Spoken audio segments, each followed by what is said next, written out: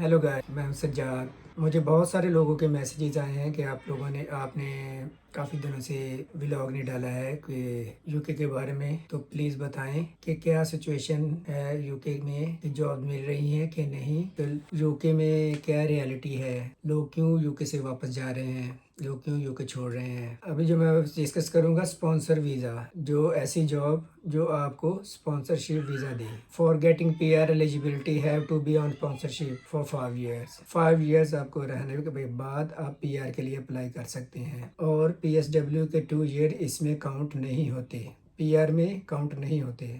आपको sponsor visa पे ही 5 years होने चाहिए। ना ही आपकी स्टडी के ईयर्स काउंट होंगे, ना ही पीएसडब्ल्यू के काउंट होंगे। आपके सिर्फ वर्क परमिट के 5 साल होंगे, वही काउंट होंगे। स्पॉन्सरशिप के लिए तो ऐसी जॉब तो होनी चाहिए ना, जो आफ्टर स्टडी, जो हम छोटे मोटे तो जॉब तो हमने कर ही लिए, लेकिन उसके बाद फिर जॉब मिल रही है कि नहीं। मैं आपको एग्जांपल बताता हूँ। मैं अपना तो आपको बाद में बताऊंगा, पहले मैं अपने कुछ दोस्तों का बताता हूँ। मेरे 2 फ्रेंड्स हैं जिसने मेरा ही किया है साइबर सिक्योरिटी का। उनमें से कुछ चले गए हैं केयर के वीज़ा पे, तो कुछ चले गए फार्मेसी। अब फार्मेसी में ये है कि उनको स्पॉन्सरशिप मिल गई, क्योंकि फार्मेसी में as a dispenser easily job मिल जाती है। दूसरा, एक मेरी फ्रेंड चली गई है एज ए कैरियर। कैरियर में भी इजीली स्पॉन्सरशिप मिल जाती है, आप लोगों को पता ही होगा, तो लोग कैरियर में भी करते हैं। फिर दूसरी एग्जांपल दूं तो कुछ लोग जो हैं जिन्होंने नर्सिंग में, मेडिकल में या डॉक्टर में, तो उनको भी इजीली स्पॉन्सरशिप मिल जाता है, और उनको एनएचएस की फीस भी पे नहीं करनी पड़ती। उनको एनएचएस की फीस भी पे, आईएचएस की फीस भी नहीं पे करनी पड़ती, क्योंकि जो एनएचएस में जॉब करते हैं, तो ये लोगों को इजीली स्पॉन्सरशिप मिल गई है। पीएसडब्ल्यू भी नहीं लेने की जरूरत पड़ी कुछ लोगों को, तो वैसे ही डायरेक्टली डिग्री, कुछ लोगों ने डिग्री छोड़ के ही चले गए, लेकिन कुछ आफ्टर डिग्री के बाद चले गए फार्मेसी में, लोगों को स्पॉन्सरशिप मिल गई, उन लोगों को मिल गई। अभी मेरा एक फ्रेंड जिसने कंप्यूटर साइंस में मास्टर किया है, उसको मोर देन 1 year हो गया है पीएसडब्ल्यू कंप्लीट किए हुए। उसके बाद 1 year हो गया है जॉब करते हुए, और उसका एक्सपीरियंस भी था पाकिस्तान का, लेकिन वो अभी तक जॉब देख रहा है। और लेकिन अभी तो हर जगह से मतलब रिजेक्शन ही आ रही है। ये नहीं है कि वो कहीं अप्लाई नहीं कर रहा, ही इज़ अप्लाइंग एवरीवेयर। लेकिन लेकिन एट द एंड पे इंटरव्यू देने के बाद भी वो कहते हैं कि भाई वी कांट स्पॉन्सर यू। लेकिन तो फिर स्पॉन्सरशिप नहीं कर सकते, वहाँ पर काम करने का क्या फ़ायदा, ऐसा बोल रहे हैं वो लोग ना। कुछ मेरे 2 फ्रेंड हैं जिन्होंने एमबीए किया है, मास्टर इन बिजनेस एडमिनिस्ट्रेशन, वो भी अप्लाई कर रहे हैं, वो इंटरव्यू राउंड तक भी जा रहे हैं, इंटरव्यू देकर, अच्छा इंटरव्यू देकर भी आ रहे हैं। लेकिन उनको भी बोल रहे हैं कि हम आपको स्पॉन्सर नहीं कर सकते जस्ट बिकॉज, तो हमारी फील्ड में तो वर्क फ्रॉम होम भी है, तो आप तो अब किसी भी कंट्री से कर सकते हो, तो आपको वीज़ा की, स्पॉन्सरशिप वीज़ा की क्यों ज़रूरत है। तो ऐसा लोगों को बोल रहे हैं। तो वर्क फ्रॉम होम तो वो कहीं से भी कर सकते हैं, ऐसे जवाब देते हैं, ये रीज़न दे देते हैं कि स्पॉन्सरशिप ना देने के ऐसे रीज़न पेश करते हैं। मैं अपनी बात बताऊं तो मैं जो है ना, मैं तो काम करता हूं फार्मेसी पे, लेकिन मेरे पास अक्सर में मेरे साथ जो कुलीग काम कर रहे हैं ना, वो तकरीबन ज़्यादा ब्रिटिश हैं। ये चीज़ें तो जारी बात है, हर बंदे को डर लगा होता है कि वीज़ा ख़त्म होने वाला होता है। जो भी दूसरी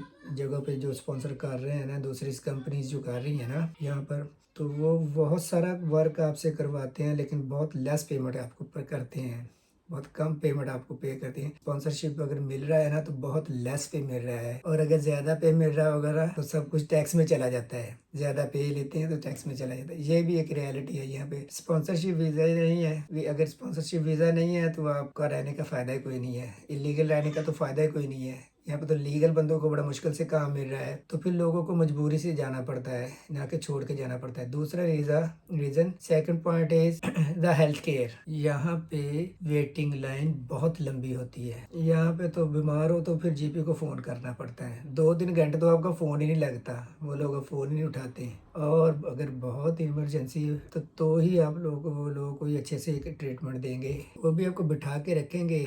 तो यहाँ का हेल्थ केयर सिस्टम तो बहुत बहुत बुरा हो चुका है। तो हमने तो आईएचएस फीस भरी है पीएसडब्ल्यू के साथ, जब हम स्टूडेंट वीज़ा पे आए थे तभी भरी थी, जब पीएसडब्ल्यू लिया तभी भरी है, तभी एचएस फीस भरी, लेकिन पैसों का कुछ नहीं मिल रहा। वो समझ लें कि ऐसे चले जाते। तो हेल्थ केयर सिस्टम बहुत घटिया है। और पाकिस्तान में तो छोटे छोटे क्लिनिक है, डिस्पेंसरीज हैं, लेकिन हम उसको करते हैं तो हम इजीली वी कैन गो, हमें कहीं भी जाना हो तो हम इजीली मिल जाता है। लेकिन यहाँ पे हेल्थ केयर का सिस्टम जो है ना, बहुत मुझे टेंशन हो रहा है कि अगर मैं यहाँ पर सेटल हो जाऊँ तो मसला हो जाए तो बड़ा मुश्किल हो जाता है। मुझे लिविंग एक्सपेंसेस जो है ना very rapidly increase day by day. अभी लास्ट ईयर नॉर्मल आप चीज़ को जी बताता हूँ, जब 2021 में मैंने जब IHS के लिए फ़ीस अप्लाई किया था, उस वक्त IHS की फ़ीस 624 पाउंड थी पर ईयर की, जो अभी वो बढ़ के 1035 पाउंड्स पर ईयर की। अब आप हिसाब लगा लें कितना ज़्यादा IHS फीस में कितना बड़ा जंप किया है उन लोगों ने।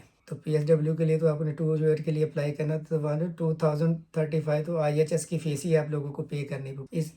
इसमें भी इतना हैवी जंप है। फिर रेंट, हाउस रेंट, छोटा सा बॉक्स रूम, छोटे से घर हैं, यकीन करें तो उसका भी मैं जो अपना जो है ना 1600 पाउंड भर रहा हूँ। यकीन करें इतना तो किराया, जो इतनी पेमेंट टोटल बंदा रिसीव करता है पर मंथ फुल टाइम करके, और वो किराए में चला जाता है। इसमें ग्रोसरी ऐड नहीं कर रहा हूँ, सिर्फ बिल और आपका हाउस रेंट। फिर उसके बाद आ जाती है ग्रोसरी, उसके रेट तो बढ़ते रहते हैं। एग, ब्रेड, मिल्क, हर चीज़ का जो है ना प्राइसेस जो है ना आल्सो। ट्रैवलिंग की आपको सोच लें तो बस पास जो है ना 14 पाउंड की 13 पाउंड की होती है, अभी जो भी उसमें भी इंक्रीज हो गया है। ट्रैवलिंग पे भी बढ़ गया है, प्राइसेस बढ़ रही हैं लेकिन हमारी सैलरीज नहीं बढ़ रही तो प्रॉब्लम ये है कि अगर स्पॉन्सर वीज़ा मिल भी रहा है ना तो सैलरी नहीं मिल रही है, तो फिर बहुत प्रॉब्लम है। This is one of the reasons लोग वापस जा रहे हैं, जिसकी वजह से हम, ऐसा नहीं है कि हमने बहुत हार्ड वर्क किया है, बहुत मुश्किल टाइम गुजारा, तो अल्लाह ताला ने हमारा साथ दिया भी है और आगे भी अल्लाह देगा। लेकिन आप लोगों को ये मकसद है वीडियो बनाने का कि आप लोग डीमोटिवेट ना होना। हर बंदे की अपनी लक होती है, डीमोटिवेट करना आपका मकसद नहीं है। हर बंदे की लक है। बहुत सारे लोगों को मिलते भी हैं, मिले भी हैं, बहुत सारे मेरे फ्रेंड्स को मिल भी चुके हैं, आधे फ्रेंड्स को नहीं भी मिले, लेकिन हो जाएगा। किसी का कोई भी नहीं रहता, कोई हर एक का हो जाता है। डिस्करेज ना होना। अगर UK आए हो तो देखा जाएगा। ये वीडियो अच्छी लगी होगी, अगर आपको अच्छी लगी हो कमेंट करें, पॉजिटिव बताइयाँ हैं तो बताएं, जिसको मैं दूर करने की कोशिश करूं। अगर आपको किसी किस्म की आपको वीडियोस जो है किसी की भी टॉपिक पे आपको चाहिए, मुझे बताएं। UK के हवाले से मैं कोशिश करूंगा आप लोगों के लिए बनाने की। तो मिलते हैं नेक्स्ट वीडियो में, तब तक के लिए अल्लाह हाफ़िज़।